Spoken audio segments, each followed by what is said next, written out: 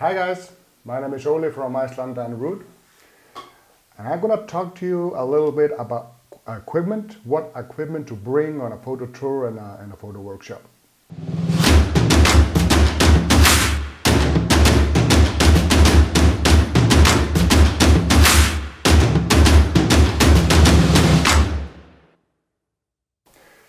First of all, let me mention camera bags. I use this one, a backpack, which I can fit all the essential in, opens here in the back. You know, I'm not gonna take a long time to show you this backpack. I only mention that I like to have it in a backpack because I can have it on my back. Then I can, not a big like a suitcase of camera stuff. You know, it's troublesome for me at the airport. I don't like it.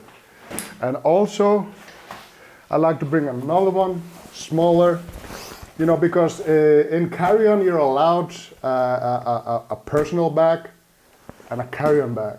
So that's because you can easily find a big backpack or small suitcase that will fit everything, but that's usually going to be too heavy. Camera, well, that's kind of a necessity if you're going on a photo tour.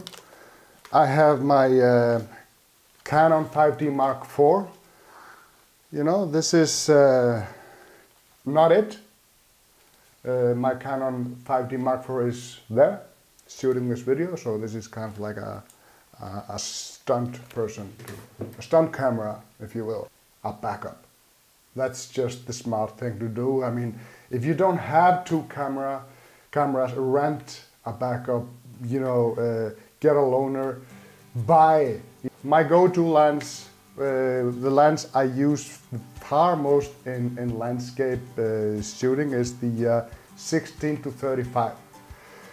It is, it's not the widest lens. It's you can get wider than that, but you know, it's enough. It's also aperture 2.8. You can get that in aperture 4, but well, for most purposes that's good.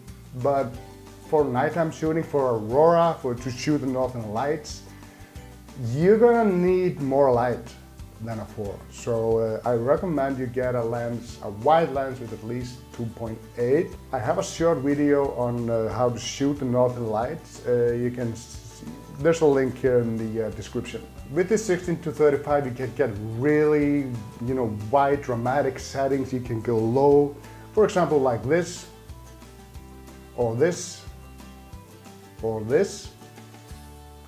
So without a wide lens, like the 16-35, you cannot get those shots. 70-200. Now this is an f2.8. You don't really need that. An f4 is great, very, very sharp and good lens. And it's much lighter than this one. This is a little bit heavy.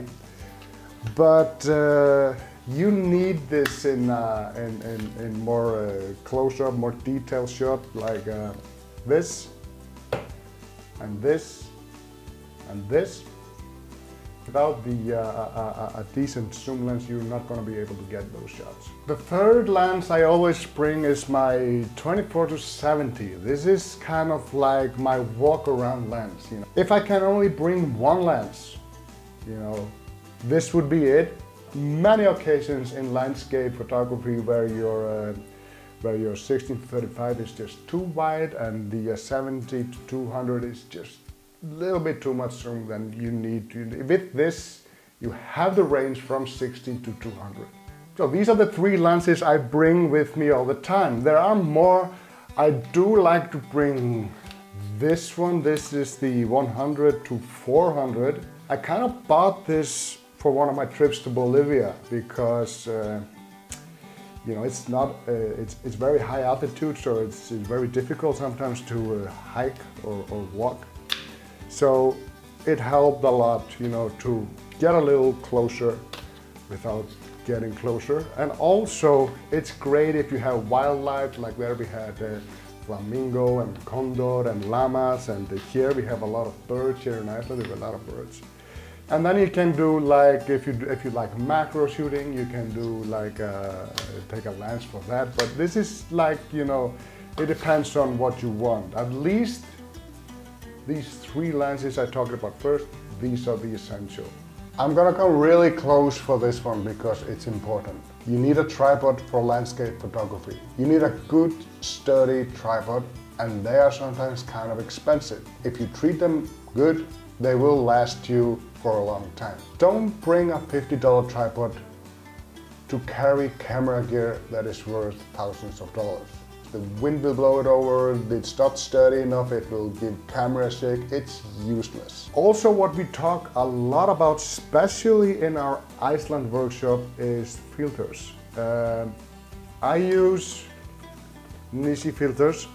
If you need to slow down water, if you need to darken skies, without filters you will not be able to shoot like this, or this, or this.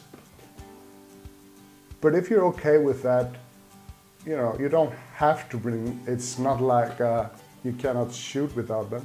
And then it kind of goes without saying, I mean, you need a charger, you know, you need batteries, you need this stuff, you know, if you want to use a remote trigger, that's quite useful.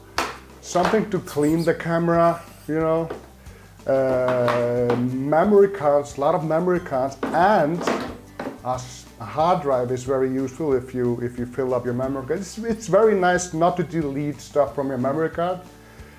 Keep it on the memory card, back it up on your hard drive so you have 2 copies. And what I always try to, you know, get people to do is, you know, to document the trip. Do tourist shots also, you know, and if you have a small camera for that, you know, just to take up out of the car window, just to have in your pocket, it's really nice. And also if you want to do short videos, I mean, for example, this is the DJI Osmo. It's very handy. It connects to your phone. So and the difference between this and just shooting straight from the phone, that this is a stabilizer, and it gives you a really smooth and nice camera movement. And you know, a GoPro, you know, you can get a GoPro in places you can get no other camera, so it's really nice and interesting angles you can get. And of course, you know, just the telephone, you know, always bring, you always have a camera there, you always have a video recorder there. So I hope this video has been informative for you, and you kind of got the idea on what to bring and what you will need on those trips. And if you have any questions, just feel free to send us an email or ask us on the Facebook chat. You know, links are down in the description. Thank you for watching.